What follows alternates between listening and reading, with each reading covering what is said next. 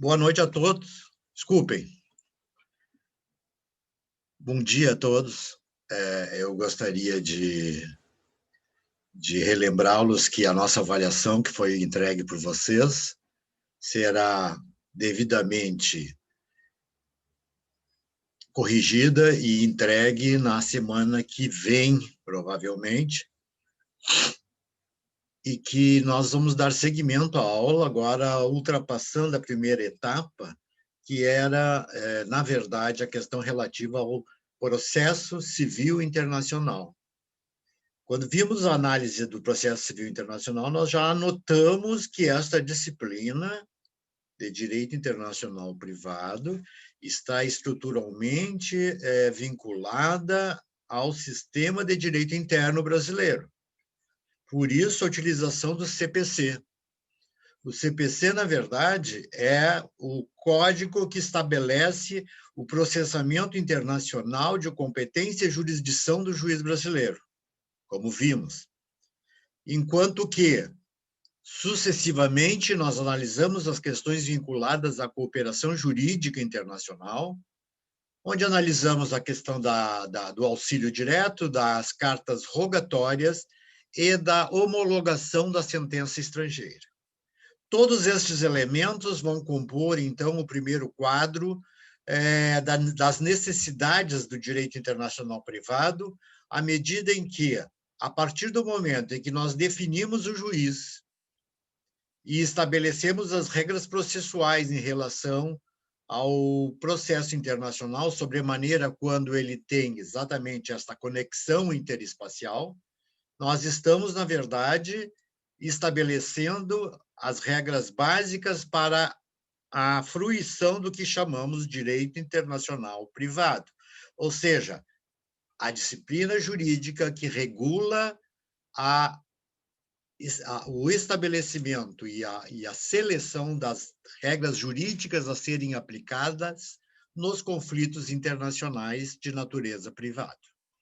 Ora, vamos analisar hoje algumas qualificadoras do sistema desta disciplina para que se tenha em mente, no primeiro momento, os grandes fundamentos desta mesma, à medida em que, conceitualmente, essa disciplina de direito internacional privado é vinculada às chamadas normas de sobredireito, ou normas indiretas. E por que normas indiretas, que é o objeto do direito internacional privado? Porque, na verdade, estas normas são estabelecidas com um único fundamento, ou seja, definir a lei aplicável dos conflitos interespaciais privados. Ora, o que estamos dizendo, na verdade? Nós estamos estabelecendo que, quando existe um conflito internacional privado, nós temos estruturalmente uma conexão espacial entre um ordenamento jurídico determinado e outro ordenamento jurídico autônomo. Então, essas normas advindas de ordenamentos jurídicos diversos, elas, na verdade, se estruturam a partir de regras dos seus direitos internos, que vão definir a lei aplicável.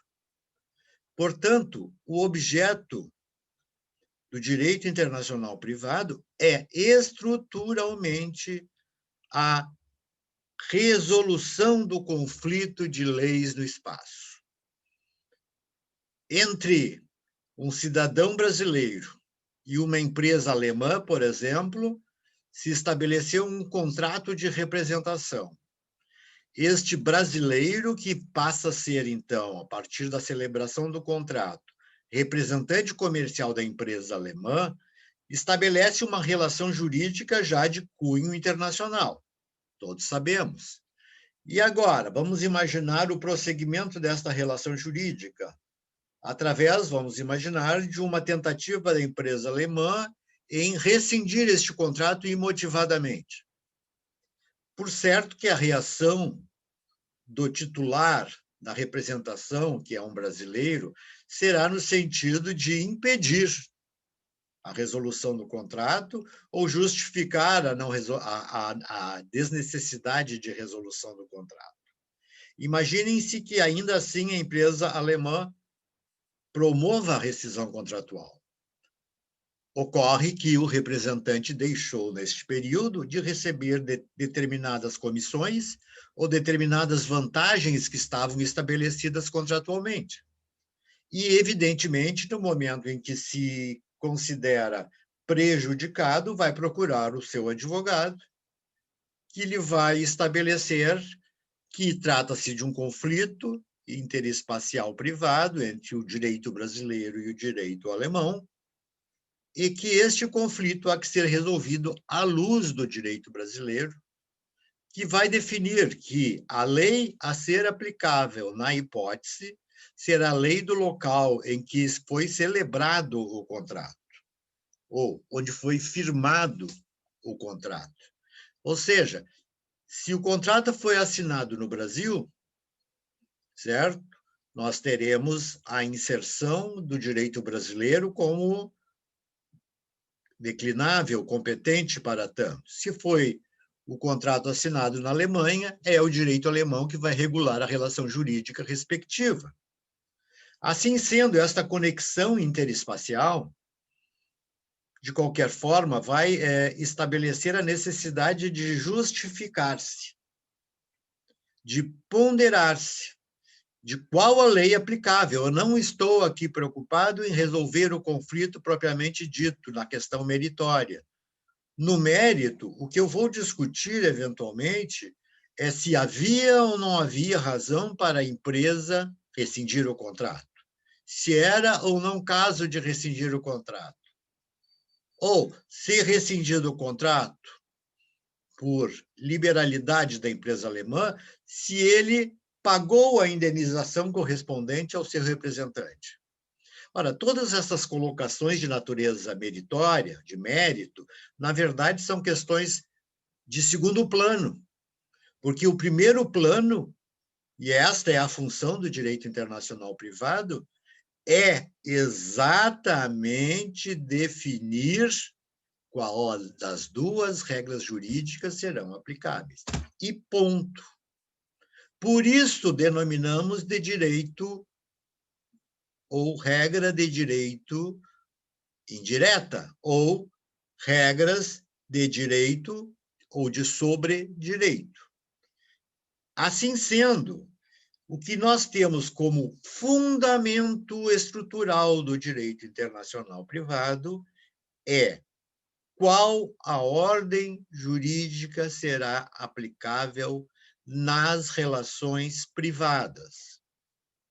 Vejam bem, quando eu digo privados, eu estou me referindo ao contexto de conflitos que podem inserir-se nesta relação jurídica, esta mesma relação. Assim, por exemplo, eu vou tratar de conflitos vinculados ao direito de início e fim da personalidade do homem. Conflitos envolvendo o nome do sujeito. Um conflito envolvendo capacidade do sujeito. Um conflito envolvendo direitos de família. Todos estes argumentos de relações são relações vinculadas ao Estatuto da Pessoa Física, também chamados de direitos personalíssimos. Portanto, esses direitos estão configurados como direitos que vão ser objeto de direito internacional privado exatamente porque se trata de matéria privada. É o título 1 do Código Civil brasileiro. E assim sucessivamente, nós vamos analisar todos os capítulos relativos ao Código Civil, à lei empresarial, à lei comercial, que são substancialmente regras de direito privado. Em resumo, o direito público é acessório e alienígena nesta relação que iniciamos a analisar agora. Por quê? Porque o direito público não dá às partes o direito de discutir acerca das questões vinculadas, eis que é coercitivo, é impositivo, não se admite descumprimento, porque ele impõe a regra. Então, vejam, nas relações jurídicas privadas, nós ainda vamos nos defrontar com conflitos envolvendo, por exemplo, as obrigações ou contratos. Vamos nos envolver ainda nas questões envolvendo o direito das coisas, sob posse e propriedade. Além disso, vamos nos envolver nas questões vinculadas ao sistema de sucessões internacionais, o direito das sucessões, e estruturalmente ainda, ao final, a análise do Estatuto da Pessoa Jurídica no sistema jurídico brasileiro. Todas questões privadas. Então, os conflitos devem estar inseridos dentro das regras jurídicas de natureza privada e não em regras públicas, que são, evidentemente, estranhas ao mundo do direito internacional privado. Por isso, o termo privado, que fundamenta a contextualidade do próprio nome juris da disciplina. Eu gostaria de ressaltar que este direito internacional privado, que nós estamos analisando sob o fundamento de que ele, na verdade, resolve o conflito de leis no espaço, atualmente tem sido subsidiado por normas mais credenciadas a evitar o conflito. O chamado direito uniforme, na verdade, estabelece regras jurídicas comuns sobre o mesmo assunto. Por exemplo, as normas sobre adoção internacional. Veja que a palavra já diz internacional, ou seja, ela está vinculando a adoção internacional como o aspecto direto do fato jurídico discutido. Quando se estabelece esse direito uniforme, nós temos que saber que este direito objetiva definir regras iguais aos sistemas jurídicos autônomos que, eventualmente, venham a aderir a este sistema. Assim, então, nós vamos necessariamente definir que o sistema jurídico internacional, na verdade, hoje está sendo estruturado através de uma nova faceta dos seus aspectos externos. Ou seja, a legislação tem sido aperfeiçoada para tornar-se harmônica entre os países. E logo que, sempre que houver uma adoção internacional, como o exemplo dado, nós estaremos diante da evidência de que aquela regra uniforme é estabelecida para tantos estados, e estes estados, em suas relações acerca de adoção internacional, serão, na verdade, partes integrantes desta regra e deste ordenamento jurídico.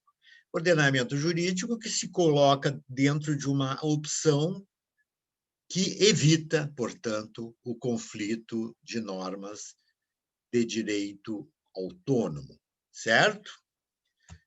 Bom, quando se fala em direito internacional privado, nós também estamos preocupados em estabelecer quais são as suas fontes formadoras.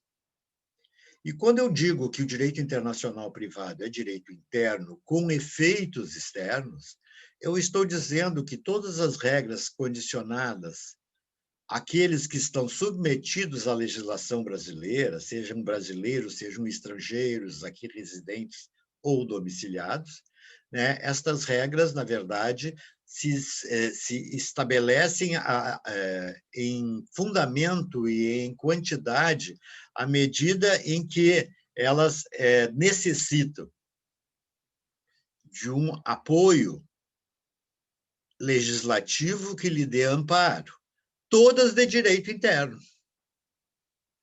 Ou seja, nós vamos encontrar no mundo, então, o direito civil, o direito internacional privado brasileiro, o direito internacional argentino, o direito internacional privado alemão, o direito internacional privado espanhol e assim por diante.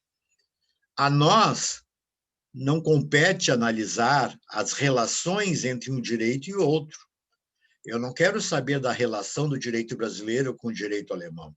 Eu quero saber que na forma de meu comprometimento e jurisdicionamento através do direito brasileiro, quais as regras estão estabelecidas dentro deste direito brasileiro. E este direito brasileiro é que vai indicar a norma aplicável. O que não significa que será indicado o direito brasileiro, vai ser indicada aquele direito cujo termo composto dentro da regra jurídica interna seja o termo que vai definir se eu aplico lá ou se aplico aqui a legislação nos litígios intercorrentes. Assim sendo, as fontes do direito internacional se subdividem, em primeiro lugar, em fontes internas, até porque eu referi, são as fontes primordiais dessa disciplina. E as fontes são internas primárias ou secundárias. As primárias são exatamente aquelas que estabelecem os fundamentos da lei aplicável. Aonde está definido que se aplica a lei de tal e não de tal? Isto está estabelecido na chamada Lei de Introdução às Normas do Direito Brasileiro. Esta lei de introdução é aquele regulamento anterior ao capítulo 1 do Código Civil. Por isso, anteriormente, se denominava a lei de introdução ao Código Civil.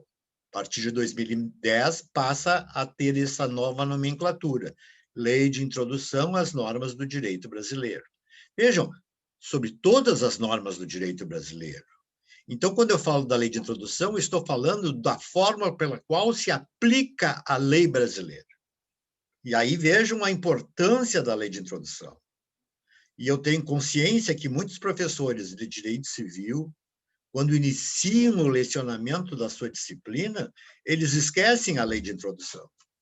E quando eles esquecem a lei de introdução, eles, na verdade, estão definindo a impossibilidade formal de que aquilo ali está estruturando a verificação das fórmulas pelas quais o nosso direito é aplicado, inclusive na órbita do direito internacional, dizendo-se que, a partir do artigo 7º até o artigo 11º, nós temos o elenco de regras jurídicas privadas, que é o objeto de conexão, certo? Definidos através de elementos de conexão, que pode ser o domicílio, pode ser a situação da coisa, pode ser o local em que a infração foi cometida, e assim por diante. Cada regra disciplinada pelos artigos 7º a 11º, definem, pois, qual a lei a ser aplicada. Como, por exemplo, o artigo 7º. O artigo 7º vai dizer: aplica-se a lei do domicílio da parte nos conflitos inerentes a início e fim da personalidade, o nome, a capacidade e os direitos de família. Ora, aqui, o que nós temos, pessoal? Nós temos estabelecido que o capítulo 1 do Código Civil, que trata do Estatuto da Pessoa Física, ou os direitos personalíssimos, este capítulo, né, na verdade, está conjugado em seus conflitos, ou dos conflitos intercorrentes, a partir de uma regra básica que está ali definida como elemento de conexão, que é o domicílio. É o domicílio da parte que vai determinar se aplica o direito brasileiro ou o direito estrangeiro. Assim sendo, a lei de introdução será o objeto de análise estrutural mais importante do direito internacional privado.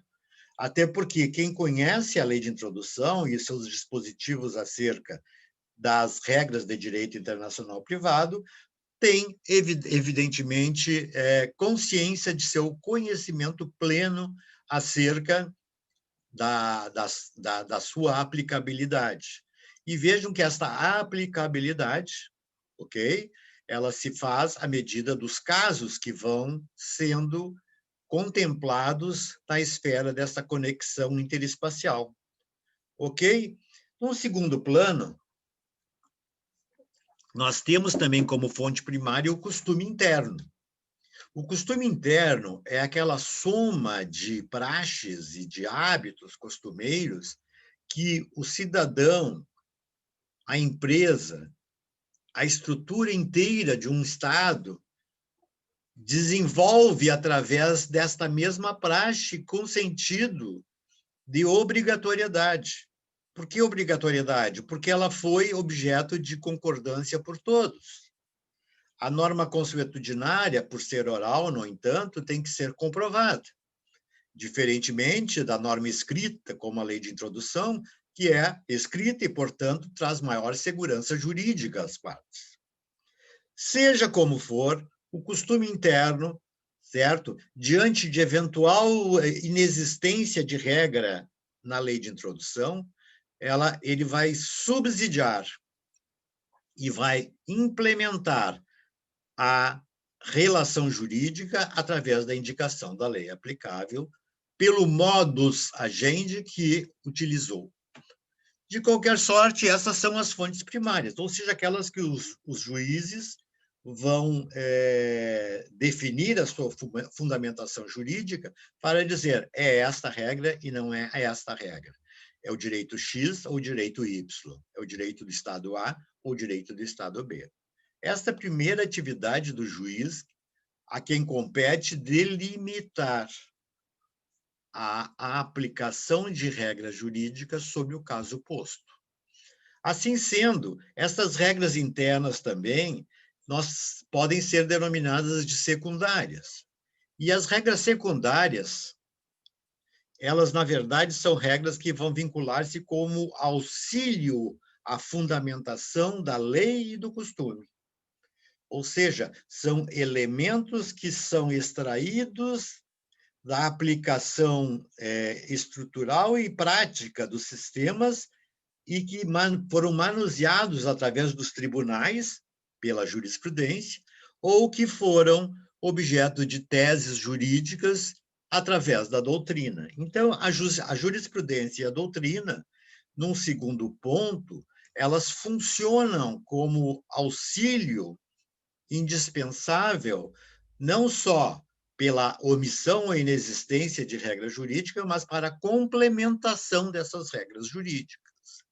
Né? Vejam essa importância que vai ser devidamente ligada às manifestações acerca do organismo que tem competência mais específica sobre o julgamento de decisões internacionais, sejam os tribunais superiores dos estados, ou seja, o próprio Superior Tribunal de Justiça, o STJ. De qualquer maneira, estas seriam as fontes internas. As fontes já ditas internacionais, e aqui um esclarecimento, na verdade, não são uma espécie de hierarquia as fontes internas. Ou seja, se aplicam primeiro as fontes internas e depois se aplicam as fontes internacionais. Não.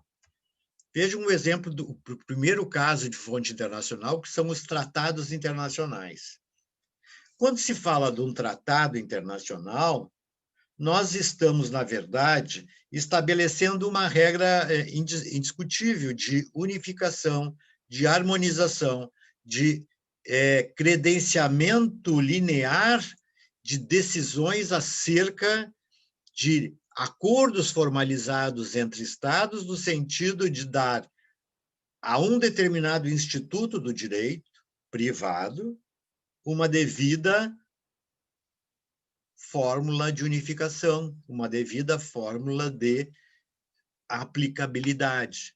Ora, o tratado internacional, à medida em que é um acordo entre Estados, ele vai regular acima da lei interna, vejam, acima da lei interna, eles vão regular quaisquer relações jurídicas que estejam integradas nesse tratado.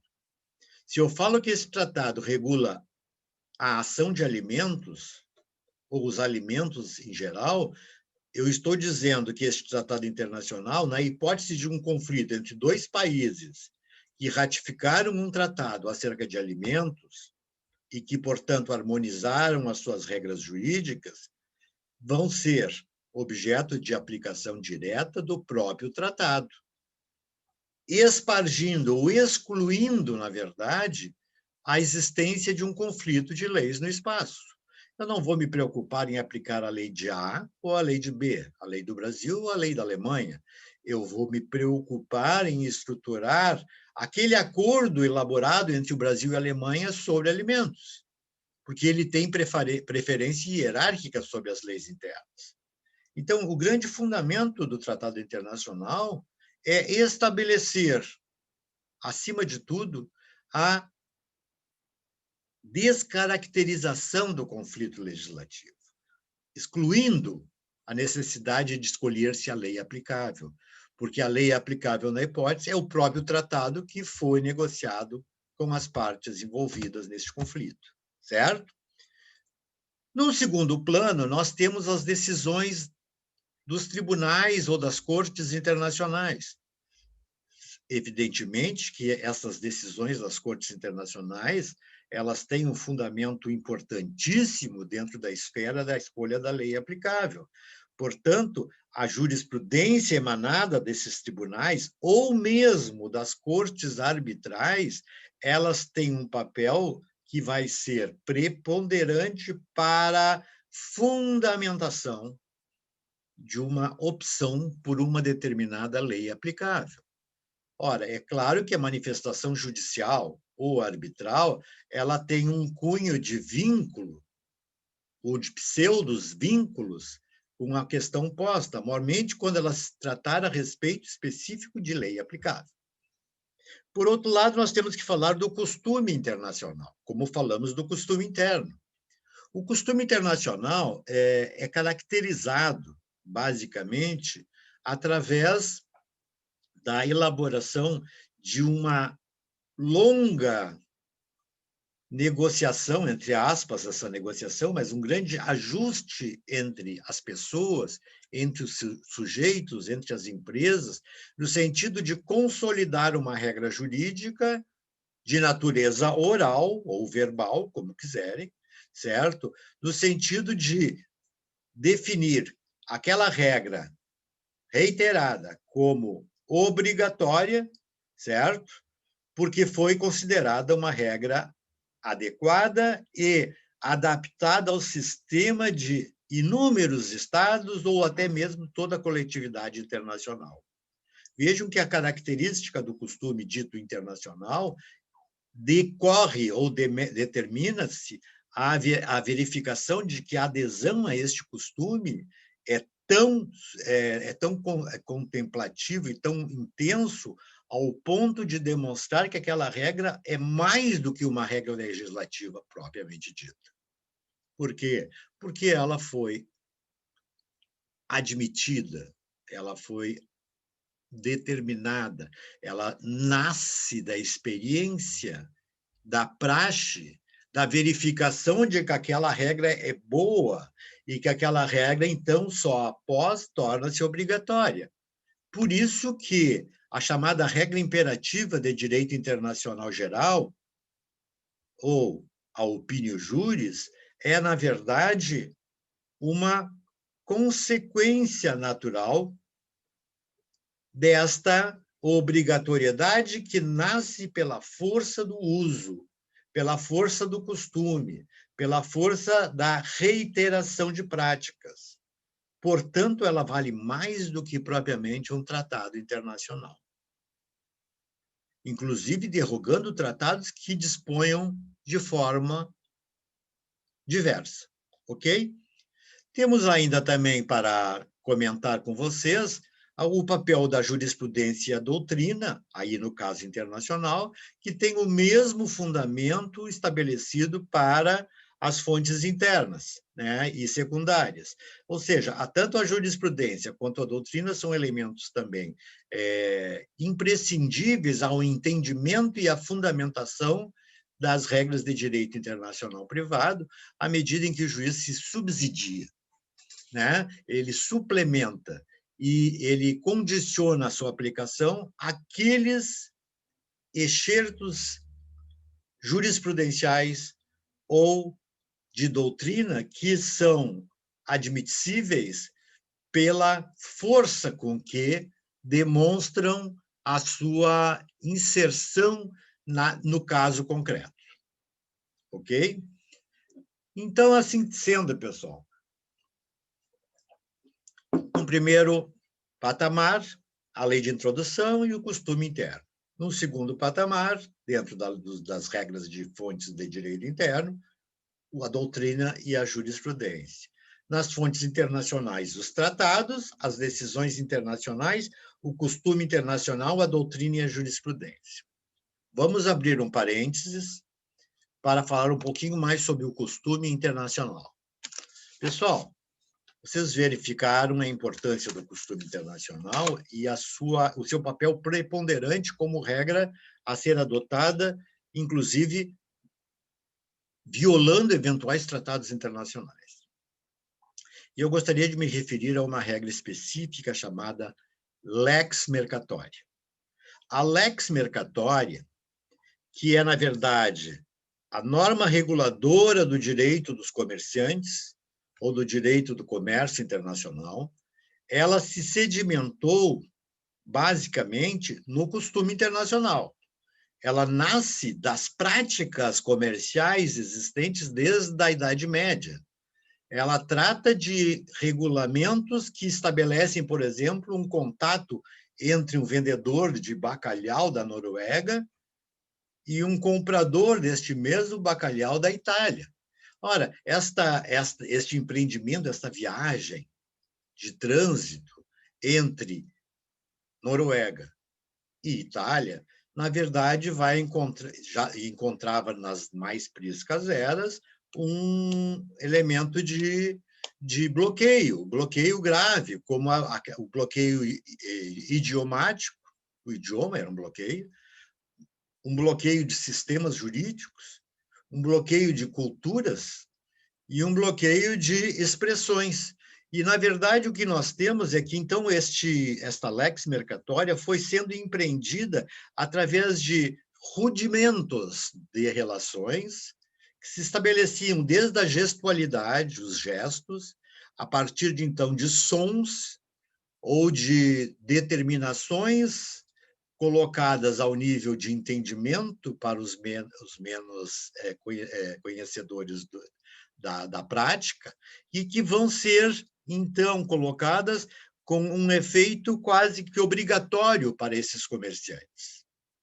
Eu não digo quase, eu digo completamente obrigatório, porque até a lex mercatoria pode servir de base estrutural, porque até hoje funciona, né? Ela pode servir de base estrutural para a interpretação obrigatória daquelas regras. Aplica-se e interpreta-se obrigatoriamente, porque elas já foram admitidas anteriormente. Elas já foram, digamos, formadas no sentido de tornarem-se efetivamente regras de aceitação generalizada. E assim temos, por exemplo, de costume internacional, os chamados Incoterms, ou termos internacionais de comércio. Estes Incoterms, na verdade, é exatamente a demonstração da dificuldade que os comerciantes encontravam na hora da troca das suas mercadorias e ajustes acerca de preço, de tributos e de outros efeitos que deveriam incidir na responsabilidade ou do comprador ou do vendedor. E, para isso, eles criaram uma espécie de siglas, na verdade, são siglas, com 3 letras, que vão estabelecer uma série de cláusulas contratuais que são espargidas, são colocadas ao lado, porque essas 3 letras, por exemplo, já definem e estabelecem o tipo de negociação que se pretende elaborar. Assim, por exemplo, o preço FOB. O que é FOB? F-O-B, 3 letras. Ou seja, free on board, ou seja, livre a bordo. Se falamos a bordo, ou é navio ou é aeronave. Eu estou elaborando aqui a ideia de que essas regras de FOB continuam vigorando nos dias de hoje, e eles sintetizam e resumem os efeitos de contratos internacionais de uma maneira exemplar. O free on board, em outras palavras, significa que a responsabilidade do vendedor do produto, ou, digamos, o exportador, tenha um compromisso com a entrega do produto até o porto local, onde está sediado. Ou seja, ele sai do seu estabelecimento, ele vai pela via de transporte necessária até um determinado porto. Neste porto, ele desembarca a mercadoria, paga as taxas e emolumentos devidos, impostos, etc. e tal, e embarca no navio. Daí a origem, né? Ou seja, este embarque no navio significa que, a partir daquele momento, a mercadoria está livre, está free, né? E está já dentro da embarcação. E aí nós temos que dizer que, a partir da entrega a bordo do navio, da aeronave, quem assume a responsabilidade por todos os demais atos da negociação, como, por exemplo, o transporte, o seguro, a recepção nos portos estrangeiros e o envio do produto até o estabelecimento do comprador, é o próprio comprador ou o importador. E aqui está, então, quantas são as intercorrências desse preço FOB. Ao mesmo sentido, nós temos o PSUCIF, nós temos o Ex-Works, nós temos o EAOF e outros, porque, na verdade, são 16 incoterms, cada um estabelecendo uma regra diferenciada de responsabilidades, certo? E de embarque e recepção e pagamento e outros efeitos que são, evidentemente, facilitados sobremaneira através desses incoterms. Por isso ele prevalece até os nossos dias, porque a regra é singela, é simples, nasce da experiência humana e, mais do que isso, ela resolve, e por isso mantida até os nossos dias. Na verdade, essas cláusulas, depois que são inseridas nos contratos, elas são, na verdade, obrigatórias, e não só obrigatórias, como não se interpreta mais de modo diverso. Ela significa exatamente o que está dizendo. E por isso nós temos 16 incoterms, para que eles possam definir exatamente os objetivos das partes em relação à mercadoria adquirida e recebida. Ok? Bom, vamos lá, pessoal. Características do direito internacional privado, em primeiro lugar, já vimos, mas vamos repetir, é resolver o chamado conflito de leis no espaço. Conflitos de leis no espaço, ou seja, quando duas ou mais legislações conflituam quanto à sua aplicação em relação ao mesmo caso, a uma mesma relação jurídica. Por exemplo, uma ação de divórcio litigioso entre uma brasileira e um malaio, seja o que for, certo? Esta relação já está demonstrando a existência de uma relação internacional. Esta relação internacional, na verdade, criou um conflito, porque numa hora que vamos discutir a questão, certo? Nós vamos discutir à luz da lei que define a lei aplicável. No nosso caso, a lei de introdução. Assim sendo, vejam que a questão posta, ela estabeleceu um conflito. Ou se aplica a lei brasileira, ou se aplica a lei malaia. Aí é a questão vinculada a quem promove a ação contra quem. E assim sendo, a parte que é a parte determinada para resolver essa celeuma, vai consultar a lei de introdução brasileira e vai verificar que isso está inserido, ou seja, o conflito, divórcio litigioso, está inserido no artigo 7º da lei de introdução. Portanto, o elemento básico para definir a lei aplicável é o domicílio do autor, ou da autora, como quiserem. E este domicílio é no Brasil, portanto, é a lei brasileira que prevalece. Se ela eventualmente estivesse residindo fora do Brasil e domiciliada fora do Brasil, é a lei do país em que está domiciliada.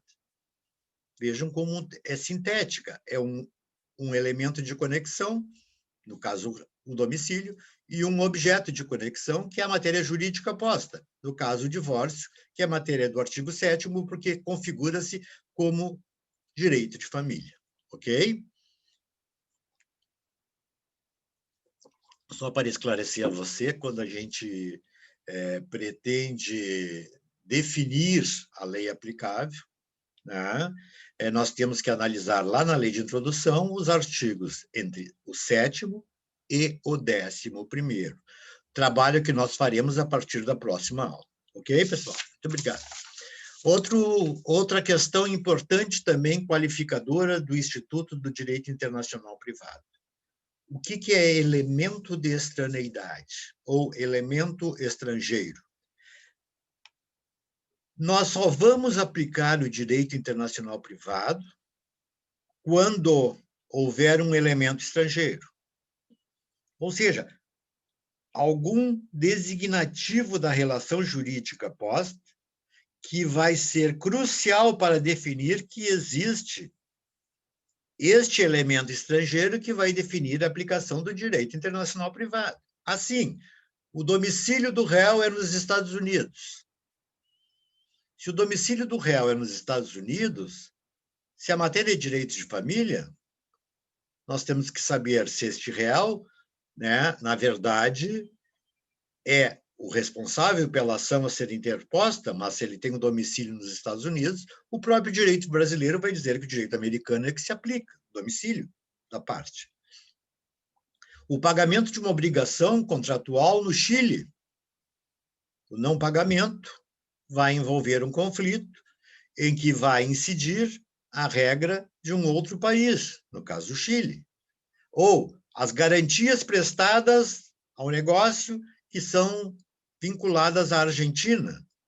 Vejam, sempre há a indicação de uma regra jurídica que vai estabelecer uma conexão com o Estado estrangeiro, seja qual for. E assim sendo, dependendo do elemento estrangeiro que estiver configurado, nós falaríamos de normas diferentes aplicáveis a cada um dos casos específicos. No primeiro caso, é a questão do domicílio, então aplica-se as regras vinculadas ao domicílio, mormente quando o objeto é direito de família, por exemplo. Quanto ao pagamento, nós vamos ver que o vínculo é obrigacional, ou seja, o pagamento é um efeito do contrato, e é feito no Chile, de lá incide a obrigação. E as garantias na Argentina, idem, porque as garantias que foram prestadas terão que ser executadas eventualmente na Argentina. Então, o elemento de extraneidade é típico, né, do direito internacional privado. Temos que ter sempre um elemento de extraneidade, um elemento estrangeiro. Muito bem, pessoal. Vamos analisar ainda a questão relativa ao chamado fato jus privatista interno. Fato jus privatista interno.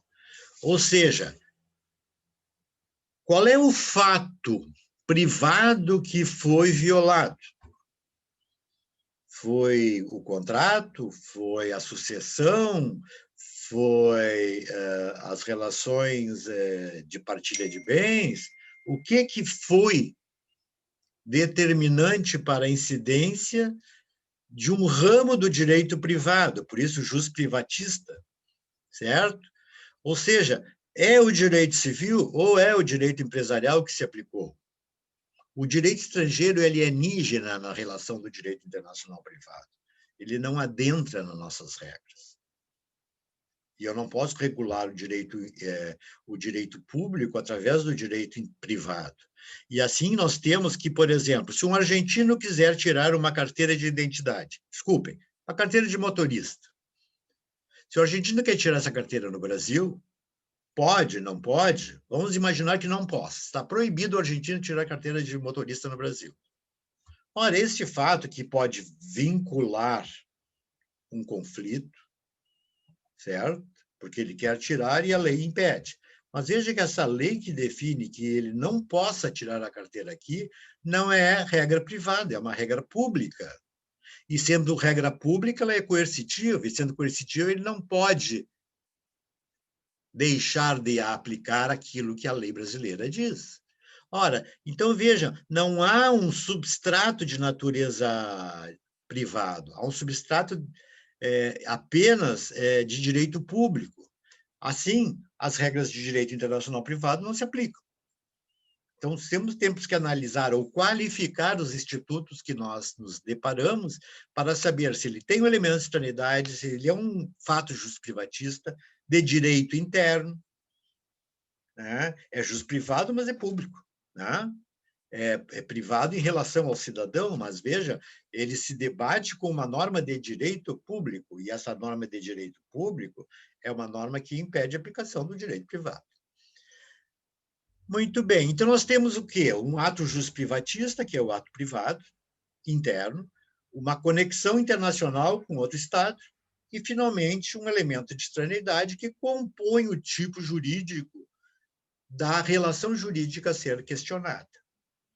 Por outro lado, as normas do direito internacional privado, elas nascem como normas de direito público, porque elas são emitidas e são elaboradas pelo sistema legislativo interno, de natureza pública, em que pese as partes não terem disponibilidade pela vontade, pela manifestação de vontade, porque elas são impositivas, certo?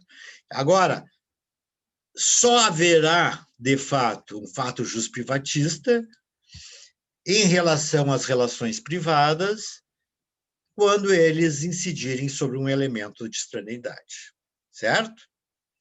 E, finalmente, nós vamos analisar a relação típica e atípica vinculada ao direito internacional privado.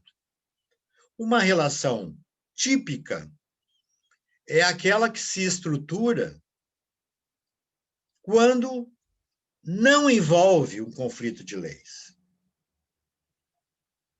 E quando é que não envolve um conflito de leis? Quando se tratar de regras jurídicas do mesmo ordenamento jurídico. Por exemplo, o casamento de uma gaúcha e um catarinense. Isto não é, pessoal, direito internacional privado. Isto é direito internacional interno e é regulado pelas regras internas do direito brasileiro. Diferentemente de uma relação atípica, onde se condiciona, por exemplo, que há uma possibilidade efetiva de aplicar mais de um ordenamento jurídico sobre o mesmo caso. Querem ver o exemplo? O casamento de uma brasileira com um australiano. Qual é o elemento de conexão? Brasil e Austrália. Este elemento de conexão reclama a aplicação de uma norma jurídica. Porque nós não podemos imaginar que se deixe de aplicar uma das normas jurídicas, sob pena de aplicarmos as duas e a questão resultar de insucesso absoluto. Muito bem, pessoal. Assim, nós temos, como evidenciado, a teoria básica do direito internacional privado para que vocês se debrucem sobre este assunto e que vocês guarneçam isto na hora da elaboração de esclarecimentos acerca da disciplina e nas questões de prova, que nós vamos, evidentemente, também trazer a colação para vocês. Na próxima aula, nós vamos entrar no estudo direto da Lei de Introdução às Normas do Direito Brasileiro. Concomitantemente, nós vamos definir a determinação de que naquela prova, na próxima, nós vamos antecipadamente já estabelecer uma definição acerca da nossa avaliação, certo? E que podemos, eventualmente, discutir algumas questões envolvidas. Se não der para analisar a questão da lei de introdução, nós deixaríamos para a próxima aula, mas vamos tentar fazer tudo na mesma. Eu quero agradecer a atenção de quem assistiu este vídeo, de quem está presente, ainda que a posteriori, e gostaria também de estabelecer que é importante que vocês assistam os vídeos, porque eles querem trazer a você a ideia do sincronismo, que é indispensável.